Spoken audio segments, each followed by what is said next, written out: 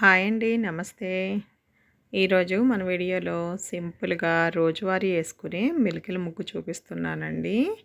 ఇది చాలా సింపుల్‌గా, ఈజీగా యేసుకోవచ్చండి.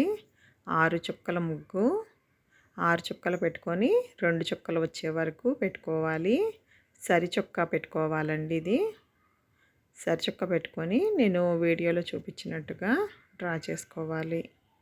మీకు నేను చూపించే మెలికల ముగ్గులన్నీ కూడా చాలా సింపుల్ వేలో ఉంటాయండి. ఈజీగా అర్థమయ్యేలాగా మీకు చూపిస్తాను. చూడండి.